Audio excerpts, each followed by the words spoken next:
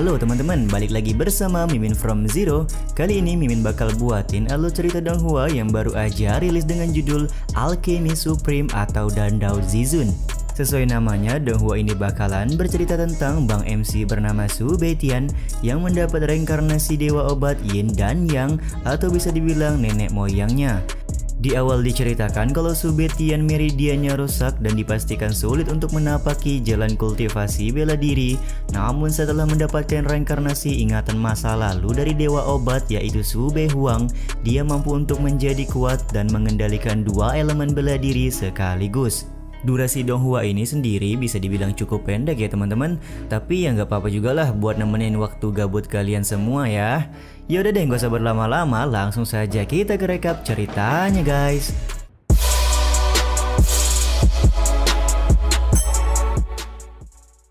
Scene bermula di sebuah benua. Terdapat seorang dewa alkemis atau dewa obat bernama Su Behuang yang sedang menyempurnakan sebuah pil bernama pil Elf Nirvana. Behuang dengan segenap kemampuannya kelihatan cukup kesulitan saat menyempurnakan pil tersebut di dalam tungku raksasa.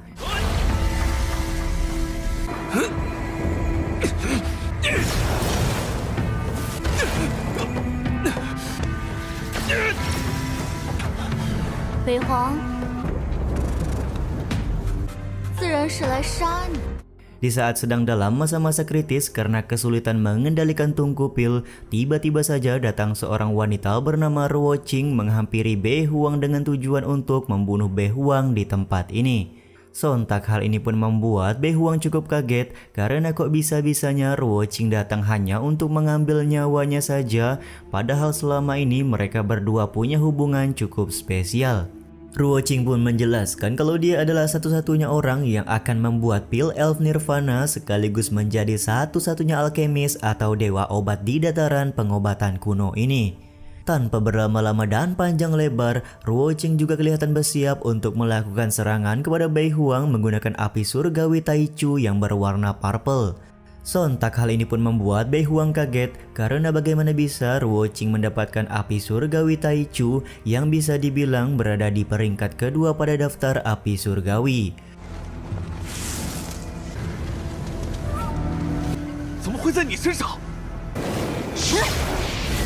Serangan kuat pun terlihat disebabkan oleh api surgawi Taichu kepada Behuang. Namun ya karena tidak menyerah dan menganggap kalau tidak ada seorang pun di dunia ini yang bisa membunuhnya, Behuang menyempurnakan dirinya sendiri ke dalam tungku pil raksasa agar kelak dia bisa bereinkarnasi.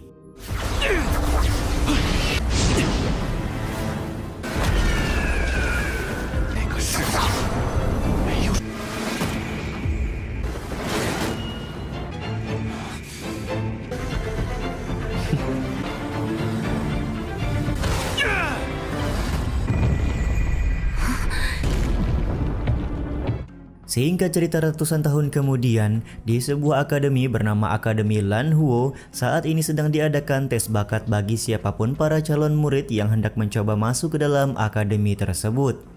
Seorang penatua akademi bernama Yan He sedang menjelaskan kalau tidak ada jalan pintas menjadi seorang praktisi kuat. Selain membangkitkan ilmu bela diri, calon praktisi juga harus memperluas pikiran, kekuatan, keberanian, dan kebijaksanaan agar kelak menjadi praktisi yang diakui oleh dunia bela diri.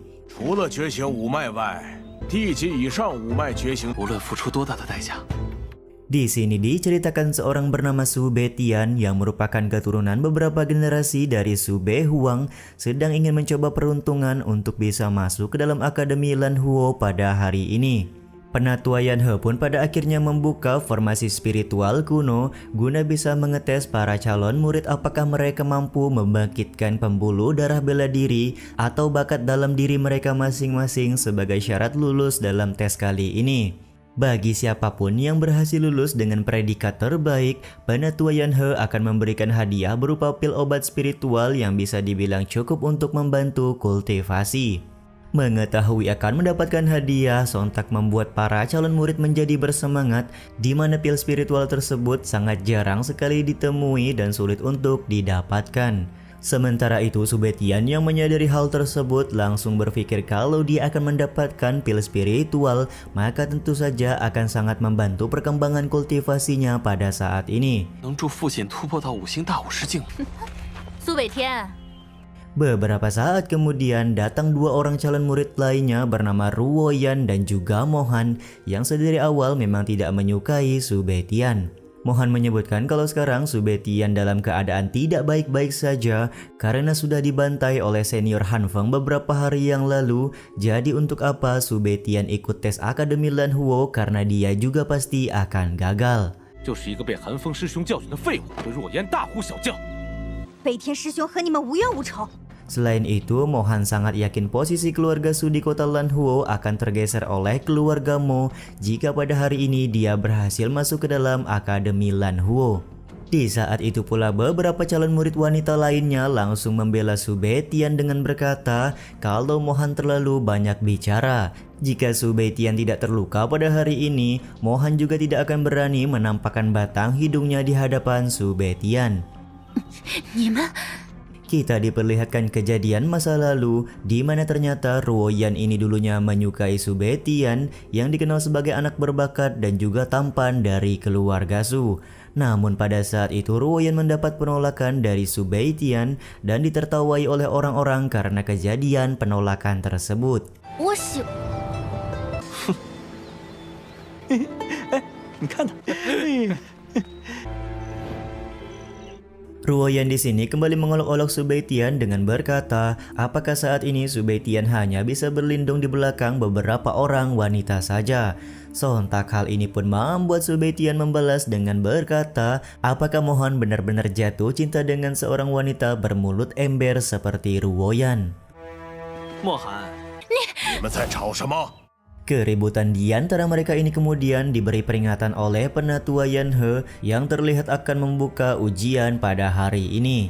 Penatua Yanhe sendiri sudah mendengar kabar kalau beberapa hari yang lalu meridian dari Subetian sudah rusak, jadi dia sedikit meragukan apakah Subetian bisa mengikuti ujian atau tidak. 你可是经脉受损，是 多谢六长老关心。 Dengan sangat yakin Subetian berkata kalau meridiannya hampir pulih dan pada hari ini Penatua Yanhe akan bisa melihat sendiri kalau dia pasti mampu mengeluarkan bakat bela diri untuk lulus ujian masuk Akademi Lanhuo. 那此次五脉觉醒，你开始吧。那么这次五脉觉醒，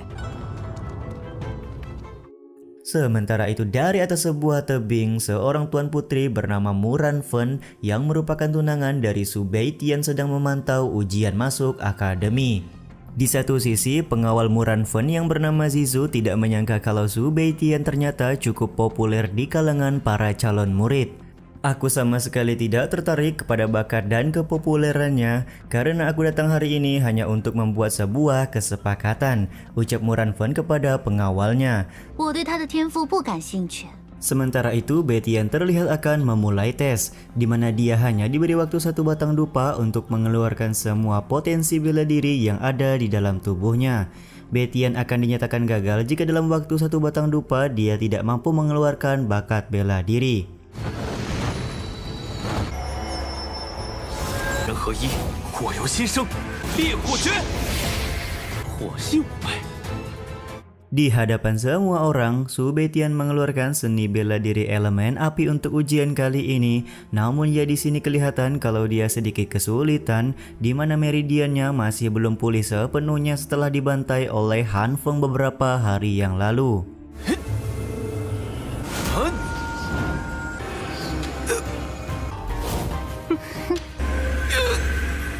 我一定要觉醒五脉！ Di saat sedang dalam puncak rasa sakit, tiba-tiba saja Subetian mendapatkan ingatan warisan dari nenek moyangnya, yaitu Sube Huang atau dewa obat Yin dan Yang. Dengan kata lain, saat ini Subetian mendapatkan reinkarnasi dari seluruh ingatan Sube Huang, termasuk pengkhianatan yang dilakukan oleh Ruoqing. 我竟然继承了他的记忆，就由我亲手讨回来。 Di saat Penatua Yanhe sudah pesimis kalau Subetian akan berhasil, tiba-tiba saja Subetian membuat kejutan dengan berhasil membuka pembuluh darah elemen api tingkat surgawi.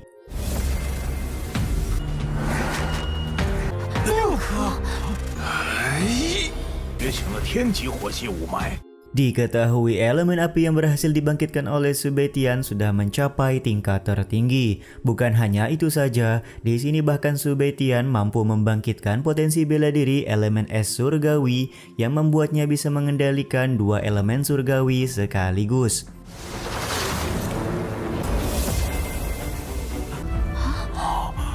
并双系天级五脉。这苏北天有些意思。 Zizu yang memantau situasi juga tidak menyangka kalau Su Beitian mampu mengendalikan elemen ganda sama seperti yang Mu Ranfen bisa lakukan. Setelah selesai melakukan tes potensi bela diri, Su Beitian cukup percaya diri kalau dalam ujian tahun ini dia adalah yang terbaik di antara para peserta lain. Di saat momen bahagia ini terjadi, tiba-tiba saja muncul Han Feng ke dalam altar ujian menyanggah perkataan dari Su Beitian. Diketahui kalau Han Feng ini adalah salah seorang jenius dari Akademi Vermilion Bird yang kemarin membantai dan merusak meridian milik Su Beitian. 你听清楚了，欢迎来找我。 证据证明苏北天作弊。 Penatua Yan He pun langsung meminta bukti dari ucapan Han Feng barusan karena tanpa sebuah bukti ucapan tersebut hanyalah sebuah kebohongan semata. Han Feng kemudian menceritakan kalau dia bertarung beberapa hari yang lalu dengan Su Beitian dan pada saat itu dia berhasil merusak meridian dari Su Beitian. Jadi jika hari ini Su Beitian berhasil mengeluarkan potensi bela diri elemen ganda, bukankah hal tersebut cukup mustahil? 我曾与苏北天交手，定冰火双系天级五脉，天一定服用了这种丹药。 Terlebih lagi, Han Feng pernah mendengar kabar kalau keluarga Su punya sebuah pil yang bisa membuat sebuah ilusi kebangkitan potensi bela diri seseorang, yang mana Han Feng menuduh Su Beitian sudah memakan pil tersebut. Mohan juga terlihat di sini langsung menyambung pembicaraan dengan berkata kalau senior Han Feng pasti benar, di mana Su Beitian adalah orang yang sudah melakukan kecurangan. 韩师兄说的没错。 Dengan cukup santuy, Bang MC kita memberikan jawaban di mana dia kembali menantang Han Feng dalam sebuah pertarungan untuk membuktikan apakah potensi bela diri elemen ganda yang dikeluarkan olehnya adalah sebuah ilusi atau bukan. Han Feng sendiri kelihatan tidak keberatan jika Su Beitian mengajaknya untuk berduel, lagi pula dia sedang dalam mode percaya diri karena beberapa hari yang lalu juga berhasil membantai Su Beitian. 你说完了吗？你敢接受我的挑战吗？ 你真以为服下丹药，那我就成全你？ Karena keduanya sudah sepakat untuk berduel, Penatua Yan He langsung membuat sebuah formasi pertarungan di atas altar sebagai pembatas. 那就以此为戒。 Bagi siapapun di antara Han Feng atau Su Beitian yang keluar pembatas, maka akan dinyatakan kalah dalam duel kali ini.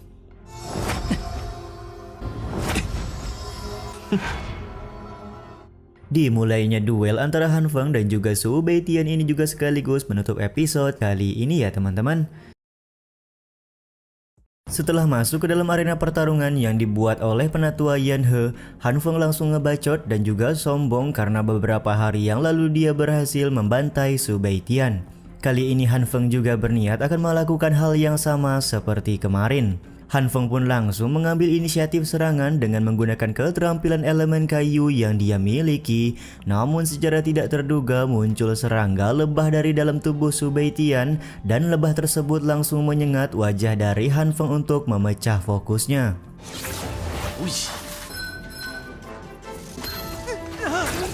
Kelengahan dari Han Feng ini langsung dimanfaatkan oleh Su Beitian untuk melakukan serangan dengan menggunakan elemen es guna membuat Han Feng tidak bisa bergerak.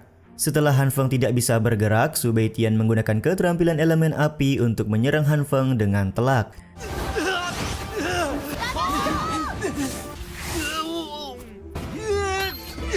Tidak sampai di situ saja, lebah hijau kembali menyengat Han Feng guna bisa memberikan kesempatan bagi Su Beitian untuk kembali melakukan sebuah serangan.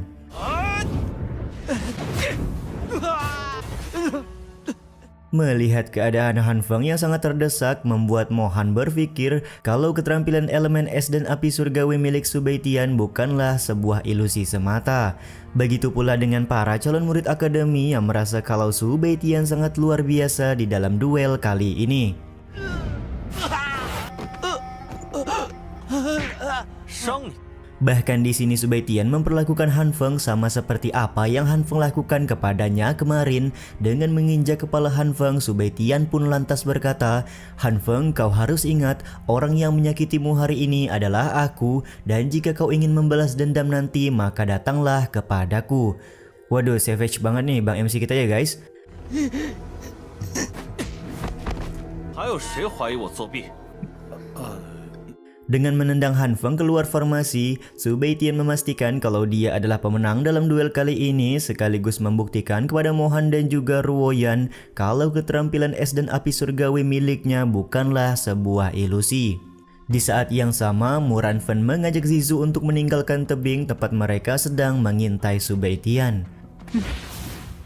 Sementara itu Penatua Yanhe memberikan selamat kepada Su Baitian karena pada hari ini dia sudah resmi menjadi seorang murid dari Akademi Lan Huo, sekaligus mendapatkan pil spiritual karena mendapatkan nilai terbaik dalam tes masuk akademi. Mendapatkan pil spiritual tersebut tentu saja membuat Su Baitian berterima kasih. Selain itu, dia juga berpamitan kepada Penatua Yanhe untuk bisa pulang terlebih dulu ke kediaman keluarga Su. 我会准时去朱雀院报道。 好， Saat berada di perjalanan pulang, tiba-tiba ada binatang aneh keluar dari dalam tubuh Su Baitian. Binatang aneh ini menyebut Su Baitian sebagai tuan, sembari memperkenalkan diri bahwa dia bernama Ling Er. Diketahui kalau Ling Er adalah perwujudan dari pil Elf Nirvana yang pernah disempurnakan oleh Su Beihuang atau nenek moyang dari keluarga Su. 饿了吗？我叫灵儿。 Karena Su Baitian adalah keturunan dari Su Beihuang, maka Ling Er menganggap kalau Su Baitian adalah tuan baru untuk dirinya.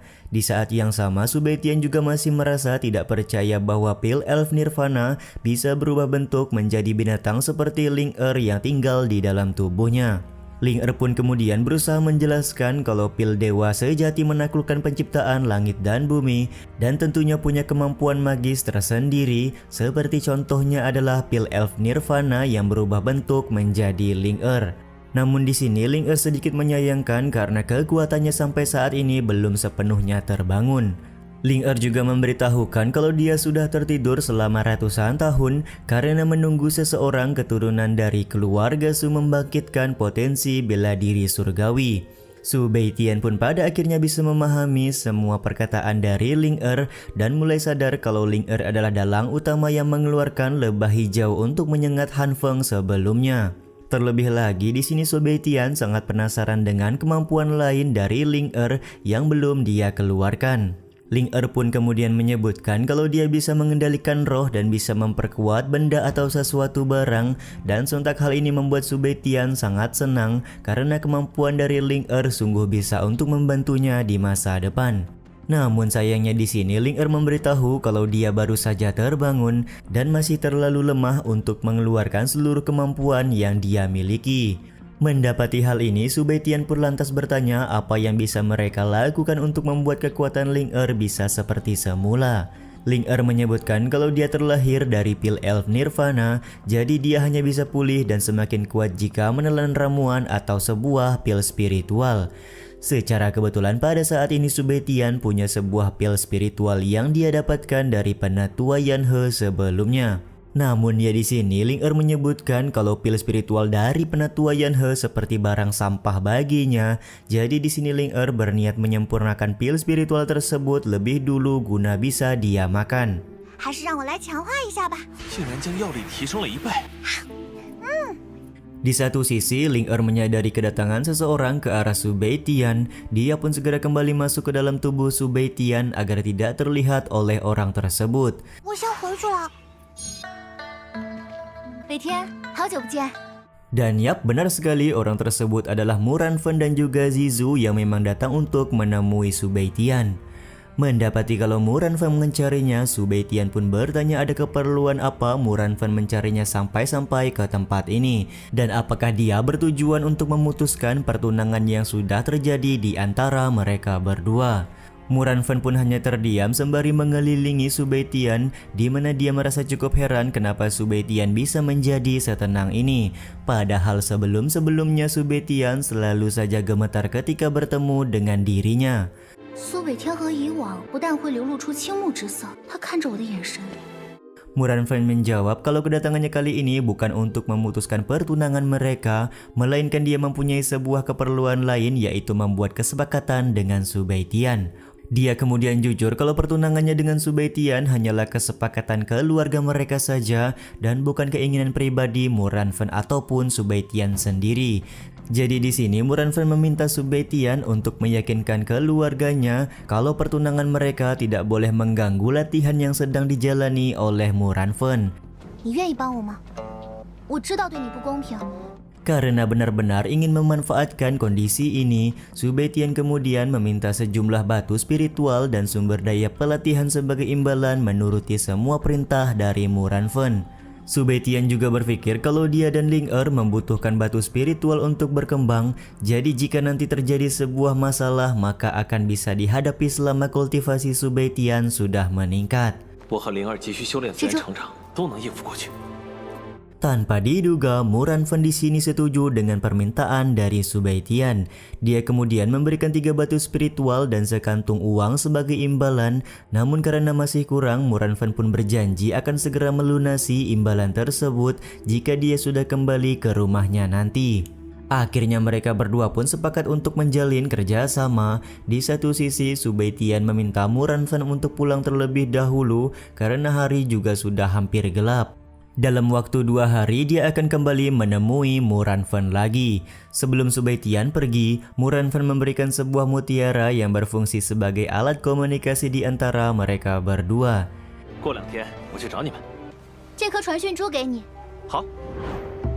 Singkat cerita, Subaitian sudah sampai di rumahnya. Dia langsung disambut oleh saudara perempuannya yang langsung menanyakan bagaimanakah hasil tes ujian di Akademi Lan Huo pada hari ini. Subaitian kemudian memberikan kabar baik di mana dia hari ini berhasil membangkitkan potensi bela diri elemen ganda api dan es tingkat surgawi. Dan hal tersebut tentu saja membuatnya sudah resmi menjadi murid dari Akademi Lan Huo. Dari arah lain, ayah Subaitian pun sangat senang ketika mengetahui anaknya berkembang sangat pesat. Tanpa ragu-ragu, Subaitian pun langsung show off kalau dia sudah berhasil membangkitkan elemen es dan api surgawi. Kebahagiaan jelas terlihat di wajah ayah Subaitian. Dia pun merasa kalau Tuhan sudah memberkati keluarga Su mereka. Ayah Subaitian kemudian mengajak kedua anaknya untuk minum teh bersama sambil mengobrol keberhasilan Subaitian masuk ke dalam Akademi Lan Huo.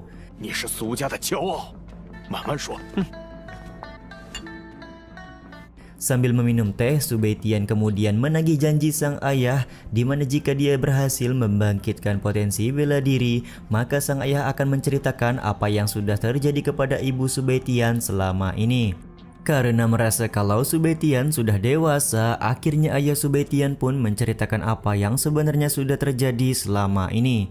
Semua itu dimulai dengan memberitahu kalau nama ibu dari Subaitian adalah Yao Yuli yang merupakan putri dari pemilik lembah pengobatan di wilayah timur. Pada saat Subaitian berumur 3 tahun, orang-orang lembah pengobatan tiba-tiba saja datang ke kota Lan Huo untuk membawa paksa Yao Yuli serta melukai keluarga Su mereka. Pada saat itu, keluarga Su berjuang mati-matian untuk melindungi Subaitian dan kakak perempuannya. Namun sayangnya ayah Subaitian hanya bisa menyelamatkan kedua anaknya, sementara Yao Yuli tetap dibawa oleh orang-orang lembah pengobatan. 在你3岁强行抓走了你母亲，轻言灵火，这才幸免于难。 Sejak kejadian itu, keluarga Su mereka berada dalam kondisi terpuruk dan kalah dalam kompetisi keluarga melawan keluarga Han. Di saat yang sama juga, keluarga Su kehilangan gelar sebagai keluarga kaya serta diusir dari kota Lan Huo oleh keluarga Han.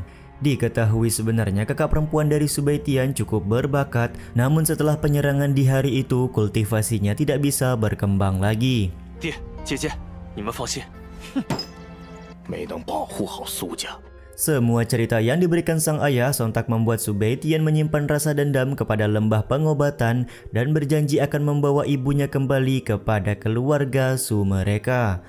Namun di satu sisi, di sini sang ayah memperingati Subaitian untuk tidak perlu terburu-buru membalaskan dendam karena lembah pengobatan sangatlah kuat dan mengerikan. 不要激动，不是你能想象的。Yang terpenting pada saat ini adalah Subaitian berlatih giat guna bisa menjadi praktisi kuat dan memberikan kebanggaan bagi keluarga Su mereka. 尽快突破到大武师境。如果你能进入星火学院， 距离家族论品 Subaitian pun lantas bertanya kepada ayahnya berapa lama lagikah kompetisi keluarga di kota Lanhuo akan dilaksanakan. Sang ayah pun menjawab bahwa kompetisi tersebut setidaknya hanya tinggal 3 bulan lagi. 3 bulan lagi pula Subaitian sangat yakin kalau dia akan memenangkan kompetisi dan mengembalikan kehormatan dari keluarga Su. 我苏家必胜。 好好修炼。 Ketika hari sudah malam, Subaitian kembali melanjutkan kultivasinya di dalam kamar. Di sini kita diperlihatkan kalau praktisi benua pengobatan kuno mempunyai beberapa tingkatan kultivasi dari yang paling rendah hingga tertinggi.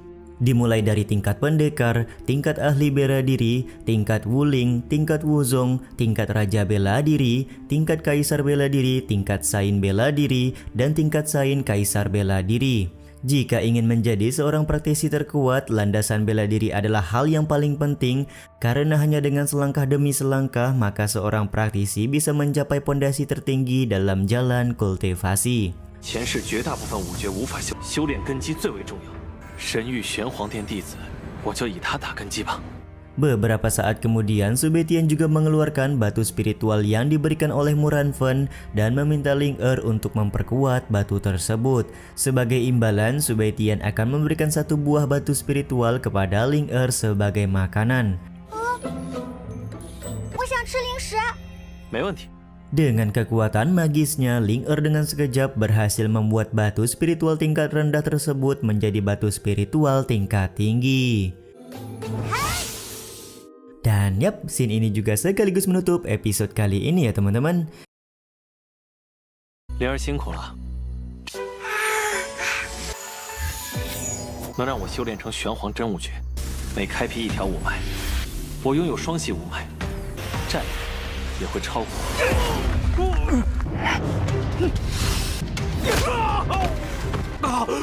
小畜生！ 根据先祖苏北皇的记忆，可以激发肉身潜力。 Setelah melakukan penyempurnaan kepada batu spiritual, Ling Er terlihat cukup kelelahan. Kita sama-sama tahulah ya kalau Ling Er ini belum pulih sepenuhnya setelah tertidur cukup panjang. Subaitian pun bisa mewajarkan hal tersebut dan sesuai janjinya dia akan memberikan 1 buah batu spiritual kepada Ling Er sebagai makanan. Tampak Ling Er di sini sangat menikmati batu spiritual tersebut dan berpamitan kembali ke dalam tubuh Subaitian agar bisa beristirahat. Jika Subaitian membutuhkan bantuannya lagi, Ling Er meminta Subaitian untuk memanggilnya saja. 灵儿辛苦了，能让我修炼成玄黄真武诀。 Dengan 2 buah batu spiritual yang sudah disempurnakan oleh Ling Er, Subaitian sangat berharap bisa memperkuat kultivasinya. Diketahui kalau kultivasi dari Bang MC kita ini masih berada di tahap warrior atau pendekar. Di tahap pendekar sendiri ada beberapa tingkatan dan di sini Subaitian mencoba untuk naik ke tahap yang lebih tinggi di beberapa tingkatan tersebut. Setelah memulai menyempurnakan batu spiritual, terlihat fluktuasi cahaya mulai banyak di sekitaran kamar dari Subaitian. Setiap pembuluh darah yang terbuka pada ranah pendekar tentunya akan memperkuat fisik dan kekuatan tempur dari Subaitian sendiri. 每开辟一条五脉，我拥有双系五脉，战力也会超。 Karena Subaitian mempunyai elemen bela diri ganda, maka setiap dia naik 1 level harus membuka 2 pembuluh darah atau 2 potensi bela diri sekaligus. Namun ya keuntungan yang didapat oleh Subaitian akan semakin meningkat 2 kali lipat lebih banyak ketimbang praktisi dengan 1 elemen bela diri. Singkat cerita, ketika hari sudah pagi, Subaitian sudah berhasil berkultivasi menyempurnakan batu spiritual. 三星武者境，不错不错。 Meskipun cukup kelelahan, namun dia cukup beruntung karena bisa membuka 10 pembuluh darah sekaligus hanya dengan batu spiritual tingkat rendah yang disempurnakan oleh Ling Er.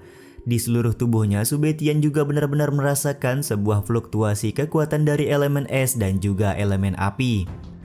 终于开辟出10条五脉，修炼到1重天。你死了这条心吧！ Di saat lagi senang-senangnya, tiba-tiba saja Su Beitian mendengar pembicaraan sang ayah dengan seorang tamu yang datang ke kediaman keluarga Su. Tanpa banyak basa-basi, dia pun kemudian berlari untuk melihat apa yang sebenarnya sedang terjadi. Ternyata tamu yang datang pagi-pagi ke kediaman keluarga Su adalah Qian Jinsui dan juga anaknya. Tujuan kedatangan mereka kali ini adalah untuk menagih hutang 500 koin emas kepada keluarga Su. Diketahui Qian Jinsui sebagai kepala keluarga dari keluarga Qian, rela hutang tersebut tidak dibayarkan oleh keluarga Su asalkan anaknya bisa menikahi kakak dari Su Beitian. Terlebih lagi, keluarga Su juga akan banyak mendapat keuntungan jika pernikahan tersebut benar-benar terjadi. 而且有我钱家相主席。 Namun ya kakak dari Su Beitian kelihatan takut dan merasa enggan untuk menikah dengan anak dari Qian Jinsui. Hal ini pun membuat Xiu Liuji sebagai ayah berkata kalau dia akan berusaha melunasi hutang 500 koin emas dan tidak akan menikahkan anak perempuannya. Mendapati hal ini, Qian Jinsui kembali mencoba untuk merayu Su Liuji dengan berkata kalau posisi keluarga Su sedang dalam keadaan terpuruk, jadi tidak lama lagi pasti akan tersisih dari kota Rauhe yang ditempati oleh keluarga Qian mereka. Xiu Liuji pun kembali menegaskan kalau keluarga Su mereka tidak takut akan ancaman apapun, meskipun mereka sekarang miskin dan terpuruk, bukan berarti keluarga lain bisa dengan mudah menyingkirkan keluarga Su di kota Rauhe. Tanpa ragu-ragu, Su Liuji meminta Qian Jinsui dan juga anaknya untuk pulang dan pergi saja dari kediaman keluarga Su sekarang juga. 一旦失去这望族的席位，我苏家无惧任何挑战。田金水，带上你儿可以走了。这是你苏家最后的机会。 Oh iya teman-teman, kota Rauhe ini kayak kecamatan atau semacam kota kecil gitu ya. Pengusiran yang dilakukan oleh Su Liuji sontak membuat Qian Jinsui sedikit kesal. Dia juga memberikan satu kesempatan lagi untuk menerima rencana pernikahan, karena jika tidak, Qian Jinsui akan membuat keluarga Su menyesali penolakan di hari ini. Di tengah-tengah obrolan, Su Beitian datang sembari berbicara kalau kediaman keluarga Su mereka tidak bisa seenaknya diancam oleh keluarga lain seperti Qian Jinsui. Lagi pula menurut Su Beitian, keluarga Qian juga hanyalah sebuah keluarga kecil di kota Rauhe. 我苏家岂是你能撒野的地方？钱家，走出饶河镇。 Sontak ucapan dari Su Beitian membuat Qian Jinsui kesal karena berani-beraninya Su Beitian memanggilnya dengan nama lengkap seperti itu. Begitu pula dengan anak dari Qian Jinsui yang kelihatan tidak terima dengan apa yang dibicarakan oleh Su Beitian. Aku tidak salah bicara, lihatlah keluarga Qian kalian hanyalah keluarga sekecil debu yang ada di kota Rauhe. Bahkan di kota Lanhuo, keluarga Qian kalian tidak akan berani sesombong sekarang, ucap Su Beitian di hadapan semua orang. 你这个污蔑我钱家！你钱家敢嚣张吗？ 口气不小啊！ Qian Jinsui di sini masih terlihat cukup tenang, sembari berkata kalau situasi keluarga Su saat ini juga tidak lebih baik dari keluarga Qian mereka dan tidak akan butuh waktu lama lagi keluarga Su juga akan hancur. Namun ya Su Beitian masih sangat yakin kalau keluarga Su akan bangkit dan tentunya bisa mengalahkan keluarga Qian di masa yang akan datang bukanlah sebuah hal yang sulit untuk dilakukan. 人家用不了多久。 只是一拳轰碎的事情。 Ucapan ini sontak membuat anak dari Qian Jinsui langsung emosi dan berniat memukul Su Beitian. Namun ia belum sempat melakukan pukulan tersebut. Su Beitian di sini lebih dulu menghajar anak dari Qian Jinsui.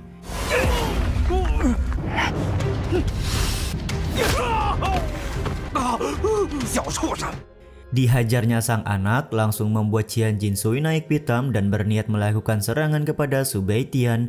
Cukup beruntung di sini dengan cepat Su Liuji menghadang serta menyerang balik Qian Jinsui. 想动手冲我来！ Qian Jinsui, berani-beraninya kau hendak menyerang anakku, ucap Su Liuji dengan nada yang keras di hadapan Qian Jinsui. Kejadian ini benar-benar membuat Qian Jinsui kesal, sekaligus memberi peringatan kalau hubungan antara keluarga Qian dan juga keluarga Su tidak akan baik-baik saja. Dia juga berkata kalau Su Liuji akan menyesali apa yang sudah terjadi di hari ini. 要和我钱家作对，我要后悔这个选择。 Qian Jinsui kemudian menolong anaknya dan bergegas pergi meninggalkan kediaman keluarga Su. 每天，你刚刚有些冲动。Setelah mereka pergi, Su Liuji tidak menyangka kalau anaknya Su Beitian seberani barusan, ya dikarenakan dulu Su Beitian begitu tenang dan tidak terlalu berapi-api. Su Beitian kemudian berkata kalau dia hanya bersikap sewajarnya saja karena dia tidak bisa berdiam diri jika ada keluarga lain yang ingin menindas keluarga Su. 打碎他们的牙，出口恶气。但事情没有你想的那么简单。 Su Liuji pun pada akhirnya menjelaskan kalau masalah ini tidak sesederhana yang dipikirkan oleh Su Beitian, di mana menurutnya keluarga Qian datang pada hari ini juga pasti karena ada yang menyuruh mereka. Terlebih lagi pada saat ini keluarga Su mereka juga masih punya hutang sebanyak 500 koin emas kepada keluarga Qian. 我苏家还欠钱家50万金。 Su Beitian pun kemudian mempertanyakan kenapa keluarga Su mereka bisa mempunyai hutang sebanyak itu dan kenapa dia tidak pernah mengetahui persoalan hutang tersebut. Dari dalam rumah, kakak Su Beitian kemudian berbicara kalau hutang 500 koin emas tersebut sebenarnya adalah sebuah jebakan dari keluarga Qian untuk keluarga Su. Diketahui pada saat itu keluarga Qian menjual sebuah ramuan obat mujarab palsu serta mendapatkan bantuan dari keluarga Han untuk membuat keluarga Su membeli obat mujarab tersebut secara paksa dengan harga 500 koin emas. 我苏家之所以欠钱家的钱，再加上豪门韩家做客，限3个月偿还。 Dengan waktu 3 bulan atau sebuah jaminan tambang besi milik keluarga Su, kesepakatan pembelian obat itu akhirnya terjadi. Pada saat itu Su Beitian sedang berlatih, jadi makanya dia tidak mengetahui tentang hutang 500 koin emas tersebut. Lagi pula sang ayah meminta kakaknya untuk tidak mengganggu Su Beitian yang sedang dalam masa pelatihan. 爹不想让你担心。又是韩家。 Lagi-lagi itu adalah keluarga Han, ucap Su Beitian sembari meminta ayah dan kakaknya untuk tenang karena dia tidak akan pernah membiarkan keluarga Qian dan keluarga Han untuk merobohkan pondasi dari keluarga Su mereka. Su Beitian juga meminta waktu kepada ayahnya untuk membuat keluarga Qian dan juga keluarga Han akan membayar semua yang mereka perbuat kepada keluarga Su saat ini. 都会散成云烟。 Singkat cerita, Su Beitian pergi ke sebuah air terjun untuk berlatih. Dia pun berencana untuk melatih kultivasinya lebih dulu sebelum kembali ke Akademi Lan Huo beberapa hari lagi. Ternyata Su Beitian berlatih di sebuah air terjun karena punya alasan tersendiri. Diketahui di dalam ingatan dari Su Beihuang kalau kekuatan dari tekanan air terjun bisa memperkuat serta merangsang kondisi fisik. 根据先祖苏北皇的记忆，可以激发肉身潜力。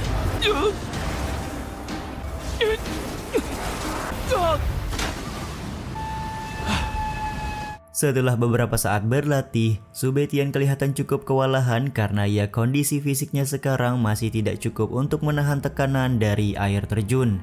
Karena hal itu pula dia memutuskan untuk melatih keterampilan lain terlebih dahulu sebelum kembali memperkuat ketahanan fisik. 然后再想办法强体吧。 Dan yap, scene ini juga sekaligus menutup episode 5 kali ini ya teman-teman. 元九出击！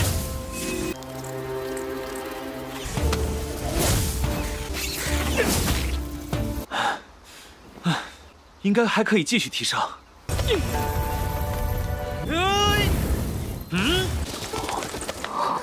服下血雨神也活不过30日。想诅咒我爷爷！ Di scene awal episode masih diperlihatkan Su Beitian yang berlatih atau berkultivasi di sebuah air terjun. Latihan kali ini juga menunjukkan progres yang cukup bagus di mana retakan-retakan di tubuh Su Beitian efek elemen api dengan seketika menghilang tanpa jejak.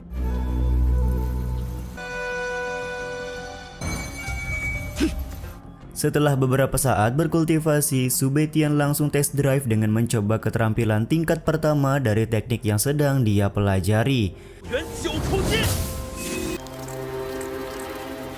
Dan benar saja teknik tersebut kelihatan cukup kuat dan membuat Su Beitian sangat puas akan latihan hari ini. Tiba-tiba saja dari arah belakang ada sebuah ular yang menyerang Su Beitian dengan sangat cepat. Cukup beruntung dengan refleks yang cepat juga Su Beitian berhasil membunuh ular tersebut. Terlihat hanya dengan satu kali gerakan saja dia berhasil membunuh si ular. Dia juga menyadari kalau sensitivitasnya dalam menyadari sesuatu di sekitar semakin meningkat setelah latihan hari ini.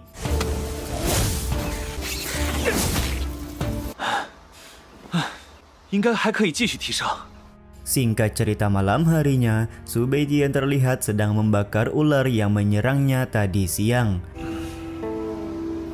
Ketika hari sudah pagi lagi, Su Beitian kembali melanjutkan latihan untuk memperkuat ketahanan fisik, dan kali ini dia seperti cukup kelelahan serta terjatuh ke dalam air dikarenakan selama beberapa hari latihan terus-menerus.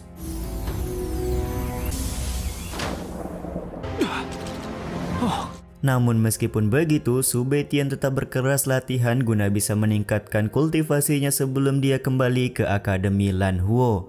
Benar saja, ketika melakukan tes kekuatan, efeknya terdengar sampai ke beberapa orang yang kebetulan sedang melewati hutan di mana Su Beitian sedang berlatih.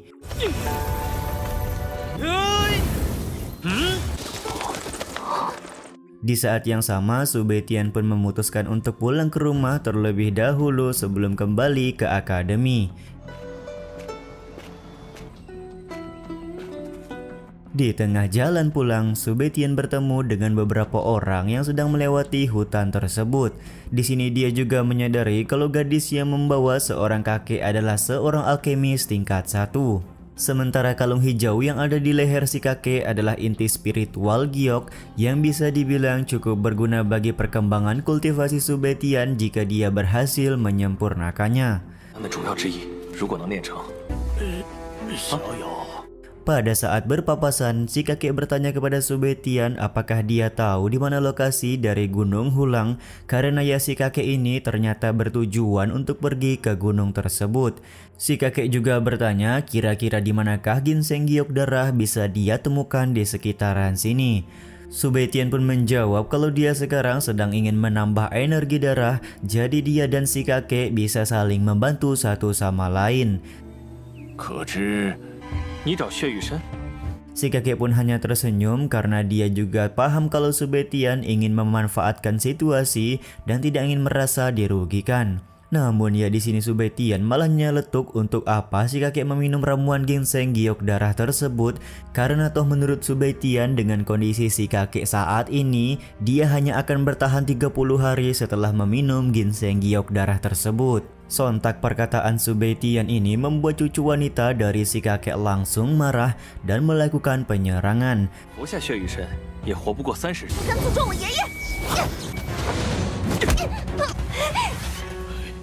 Dia merasa tidak terima karena Su Beitian hanya berbicara seenak jidat dan meramal umur kakeknya hanya 30 hari saja. Namun ya di sini terlihat kalau si kakek meminta cucu wanitanya itu untuk tenang terlebih dahulu karena semua perkataan Su Beitian ada benarnya, di mana waktu hidup si kakek sudah tidak lama lagi.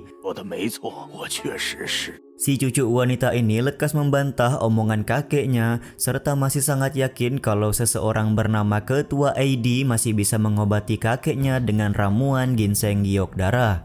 Meskipun sang cucu sangat yakin, namun si kakek sudah putus asa, di mana Ketua AD juga ternyata sudah 2 kali gagal ketika mencoba untuk menyembuhkan penyakitnya.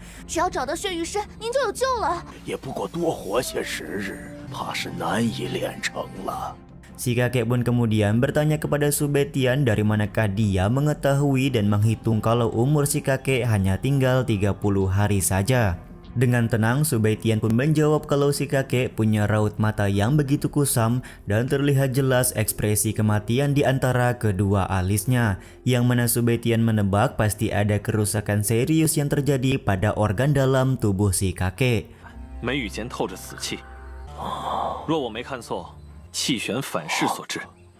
Su Beitian juga berkata kalau kerusakan tersebut pasti disebabkan oleh serangan balik dari keterampilan yang ingin dipelajari oleh si kakek selama ini. Sontak semua perkataan Su Beitian langsung membuat si kakek sungkem, di mana dia merasa umur Su Beitian masih begitu muda namun sudah begitu paham tentang ilmu pengobatan. Cucu si kakek ini pun juga terlihat langsung bertanya bisakah Su Beitian menemukan obat dan menyembuhkan penyakit dari kakeknya untuk sekarang. Subetian berkata kalau dia bisa saja menyelamatkan si kakek, namun ya semua itu harus dengan beberapa obat spiritual dan obat mujarab.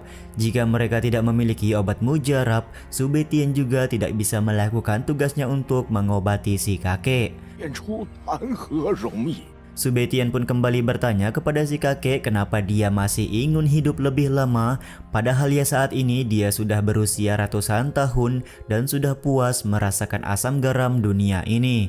Siapa yang ingin mati ketika mereka dilahirkan sebagai manusia fana? Aku masih punya terlalu banyak urusan yang tidak bisa ditinggalkan, terutama keluarga dan para keturunanku, ucap si kakek kepada Subetian. 割舍不下，还想看看。 真的没有办法了吗？ Terlebih lagi, si kakek ternyata di sini masih ingin memahami seluruh dunia secara luas dari pengetahuannya sekarang ini. Cucu si kakek pun seperti memohon kepada Subetian apakah tidak ada cara yang bisa dilakukan untuk menyelamatkan hidup dari kakeknya. Momen ini pun membuat Subetian mengaku kalau dia bisa membuat sebuah obat mujarab dengan kemampuan alkemisnya asal beberapa bahan disiapkan oleh si kakek. Sontak pernyataan Subetian ini membuat si kakek dan cucunya kaget di mana mereka tidak menyangka kalau Subetian adalah seorang alkemis. 小友是炼丹师啊，不是小友，师长， Si kakek juga bertanya berapakah persen rasio keberhasilan Subetian dalam membuat obat mujarab tersebut, dan dengan sangat percaya diri Subetian berkata kalau dia yakin 100% bisa membuat obat mujarab itu. Kepercayaan diri Subetian ini cukup dikagumi oleh si kakek. Dia juga terlihat menyerahkan beberapa ramuan obat agar kiranya Subetian bisa menggunakan ramuan tersebut untuk membuat obat yang dia perlukan. 老朽必有重谢。 Dan jika Subetian benar-benar berhasil membuat ramuan obat mujarab, maka si kakek akan sangat berterima kasih. Di saat yang sama juga, Subetian berkata sebelum dia membuat pil obat mujarab tersebut, si kakek harus menyetujui 2 syarat yang dia berikan. Si kakek pun meminta Subetian untuk memberitahukan 2 syarat tersebut, dan selama masih masuk akal maka si kakek pasti tidak akan menolak kedua syarat yang diberikan kepadanya. 你们要答应我2个条件。 一定答应你。你脖子上那颗灵核归我。 Syarat pertama yang diminta oleh Subetian adalah dia menginginkan giok hijau spiritual yang ada di leher si kakek. Tanpa keberatan sedikit pun si kakek ternyata langsung menyerahkan giok tersebut kepada Subetian. Meskipun nantinya gagal, si kakek juga tidak akan mempermasalahkannya karena giok hijau tersebut bukanlah sebuah benda yang cukup berarti. Syarat yang kedua adalah Subetian meminta pil obat mujarab kehidupan jika nanti dia sudah berhasil menggabungkan beberapa ramuan untuk membuat pil obat mujarab kehidupan tersebut. Si kakek pun terlihat kembali tidak keberatan dengan syarat tersebut, asalkan Subetian bisa membuatkan 2 pil obat kehidupan, maka satunya lagi akan menjadi hak milik dari Subetian sendiri. 当然，能炼出2颗回灵丹吗？ 就拜托小友了。 Di saat yang sama, Subetian juga bertanya kepada cucu si kakek apakah dia punya api surgawi, karena ya cucu si kakek ini adalah seorang alkemis bintang 1. Cucu wanita si kakek pun menjelaskan kalau seorang alkemis memang terlahir dengan kekuatan jiwa yang begitu kuat dan sebuah elemen api di dalam tubuhnya. Jadi tentu saja dia mempunyai api surgawi berjenis api bayang. 你身为1星炼丹师， 炼丹师天生拥有强大的力，侥幸我师傅有白羊针。 Mendapati hal ini, Subetian pun ingin kalau cucu si kakek wanita ini merubah api bayang menjadi api sejati dan menyerahkan api sejati tersebut kepadanya. 借我一用。 Dan yap, scene ini juga sekaligus menutup episode 6 kali ini ya teman-teman.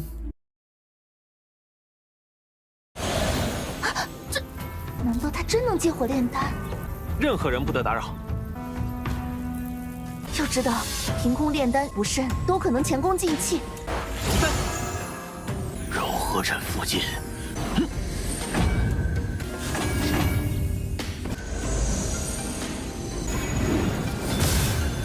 颗回灵丹， 好了， Episode ke-7 diawali dengan cucu si kakek bernama Lansi yang mempertanyakan kenapa Subetian ingin meminjam api surgawi yang dia miliki. Menurut Lansi, cukup aneh rasanya jika seorang alkemis tidak mempunyai api surgawi sebagai komponen utama untuk menyempurnakan atau membuat sebuah pil spiritual. Su Beitian sendiri kelihatan sangat santuy sembari berkata kalau dia tidak punya api surgawi, jadi sedari itulah dia ingin meminjam api tersebut kepada Lansi. Lansi pun kelihatan sangat kesal sembari berkata, apakah saat ini Su Beitian sedang mempermainkan dia dan juga si kakek yang sedang membutuhkan sebuah bantuan. 你借火做什么？我没有火焰。你竟敢戏弄我们！但你竟然向我借火！ Su Beitian pun berkata kalau memang Lansi tidak mempercayainya maka dia bisa pergi sekarang. Lagi pula tidak ada ruginya juga bagi Su Beitian jika dia tidak menolong Lansi dan juga si kakek. 戏弄你们对我有什么好处？毕竟我也懒得跟你们炼丹。兰心，不要胡闹。 Terlihat si kakek yang bernama Yun Deijang pun meminta Lansi untuk tidak bertindak impulsif dan segera meminjamkan saja api surgawi Bei yang tersebut kepada Su Beitian. Yun Deijang juga menyadari kalau kondisinya pada saat ini sudah semakin parah. 看看你如何借火炼丹！ Lansi pun pada akhirnya meminjamkan api surgawi tersebut serta cukup penasaran apakah Su Beitian mampu dan terampil menggunakan api sejati yang dipinjamkan oleh orang lain. Tiba-tiba saja api surgawi yang dikeluarkan oleh Lansi langsung mendekati Su Beitian tanpa diperintah sama sekali. Sontak hal ini pun membuat Lansi kaget serta tidak menyangka kejadian ini bisa terjadi. Su Beitian pun meminta Yun Deijang dan juga Lansi untuk mundur terlebih dahulu karena dia akan memulai prosesi pembuatan pil penyembuhan. Terlebih lagi pada saat pil tersebut dibuat, tidak ada seorang pun yang boleh mengganggu Su Beitian. 难道他真能借火炼丹？ 任何人不得打扰。 Lansi pun kemudian bertanya kepada Yun Deijang kalau di kota ini hanya ada seorang alkemis yang mendapat gelar bintang 3 yaitu Tuan AD. Jadi apakah sang kakek cukup yakin kalau Su Beitian mempunyai kemampuan yang berada di atas dari Tuan AD? Yun Deijang menjelaskan kalau mereka tidak bisa melihat seseorang dari tampilan luarnya saja. Dia juga berkata kalau mata dari Su Beitian menyebutkan kalau dia bukanlah seseorang yang sedang melakukan kebohongan pada saat berbicara dengan mereka. Dan Yun Deijang sangat yakin pasti ada sesuatu keistimewaan yang ada di dalam diri dari Su Beitian. 人外有人，天无我观他面相，他真有不凡之处。灵儿， Beberapa saat kemudian, Ling Er keluar dari tubuh Su Beitian untuk memperkuat beberapa bahan obat yang diberikan oleh si kakek sebelumnya.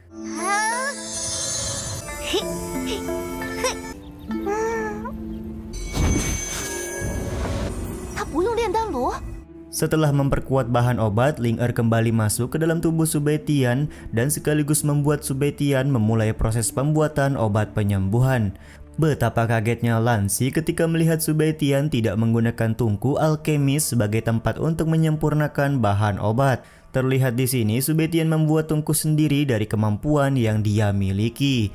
Keraguan semakin jelas terlihat dari wajah Lansi, apalagi Su Beitian saat ini hanya menggunakan api surgawi yang dia pinjam.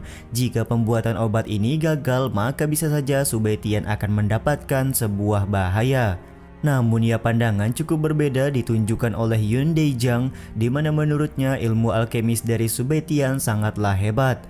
Dia benar-benar tidak menyangka ada seorang master alkemis tersembunyi yang berada di kota kecil seperti ini. 要知道，凭空炼丹不慎都可能前功尽弃。柔和镇附近，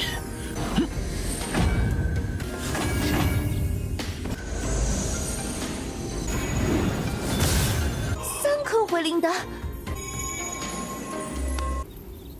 好了， Dan yap, pada akhirnya Su Beitian berhasil membuat 3 buah pil obat penyembuhan dengan sempurna.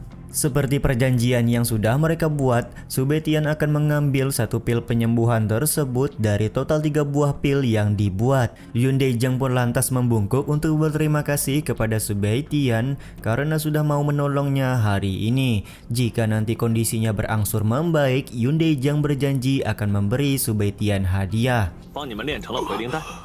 感谢先生为我炼丹，大先生大恩。先别急着谢， Sementara bagi Subaitian, dia meminta Yun Deijang untuk memakan pil penyembuhan tersebut untuk melihat bagaimanakah efek yang ditimbulkan.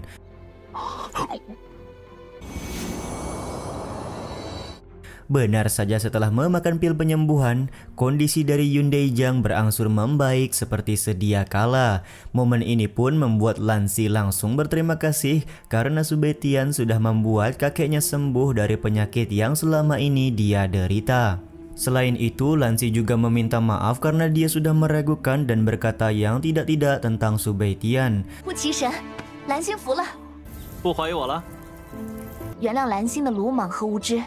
Sebagai rasa terima kasih dan juga permintaan maaf, Lansi memberikan uang sebanyak 1 juta koin emas kepada Subaitian yang dia berikan dalam bentuk kartu emas. Mendapatkan 1 juta koin emas tentu saja adalah kesempatan yang bagus di mana Subaitian tanpa ragu menerima hadiah yang Lansi berikan. Di saat yang sama dia juga pamit pergi karena urusan mereka di sini sudah selesai dilakukan. 事情摆平，我还有事。等等，先生， Sebelum Subaitian pergi, Lansi pun bertanya siapakah nama dari alkemis hebat yang ada di hadapannya saat ini dan berasal dari manakah dia. Namun sayangnya di sini Subaitian tidak menjawab pertanyaan tersebut sembari berpamitan serta berdoa kalau mereka akan bertemu lagi di lain kesempatan. 君居何所？有缘再见吧。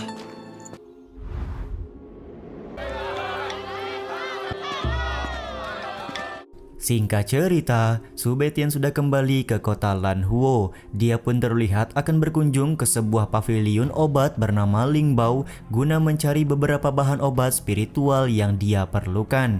Ketika masuk ke dalam pavilion Lingbao, seorang pelayan wanita langsung nyamperin Subaitian serta bertanya ada keperluan apa Subaitian datang ke pavilion ini. Subaitian pun berkata kalau dia ingin membeli 6 buah teratai hijau, daun pitaya, ginseng salju, air cingling dan juga sebuah kantung ciankun. 公子，我想买6份6叶青莲，不知贵楼有吗？ Karena barang-barang ini berharga cukup mahal, si pelayan wanita kemudian bertanya apakah Subaitian punya uang untuk membeli bahan-bahan tersebut. Subaitian pun menjelaskan tidak perlu khawatir soal uang serta meminta si pelayan untuk membawa bahan-bahan tersebut ke hadapannya sekarang juga. 请随我来。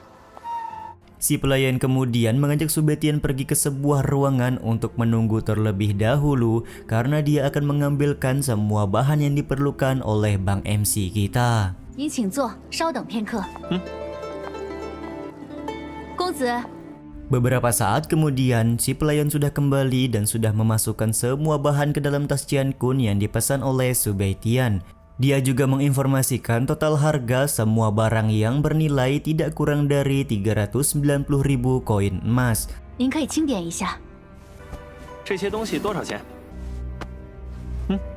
Tanpa ragu Subaitian langsung mengeluarkan kartu emas yang dia dapatkan dari Lansi sebelumnya dan diketahui kalau isi dari kartu emas tersebut setidaknya berjumlah 1 juta koin emas, jadi sudah lebih dari cukup untuk membayar semua barang yang dia beli. Si pelayan pun kemudian menjelaskan kalau Subaitian akan mendapat potongan harga sebanyak 80.000 koin emas karena dia menggunakan kartu emas tersebut untuk transaksi kali ini. Diketahui bagi siapapun yang punya kartu emas tersebut, maka dia akan dianggap sebagai tamu VIP dari pavilion Lingbao.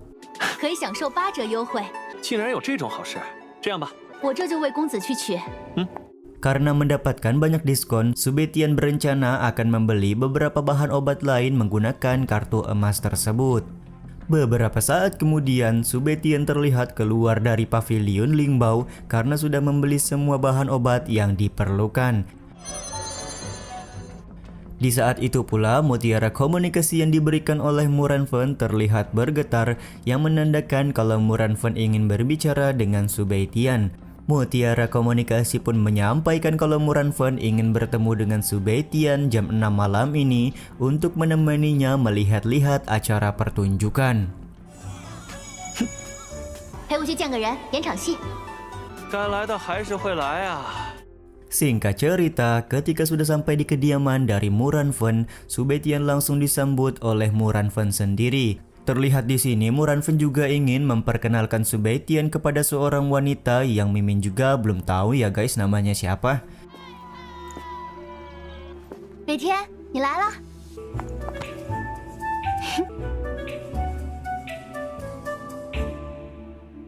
Pertemuan antara Su Baitian dan juga Muranfen ini juga sekaligus menutup episode 7 kali ini ya teman-teman. Ya udah deh, sampai di sini dulu aja video kali ini. Mohon maaf jika masih banyak kekurangan dan kesalahan dalam penyampaian kata-kata ya. Terima kasih buat kalian yang udah nonton dan jangan lupa subscribe serta nyalain loncengnya ya guys. Mimin selaku penulis narasi, tukang voice over dan tukang edit video pamit undur diri. Salam hangat, see you in the next video. Bye bye guys, see you next week.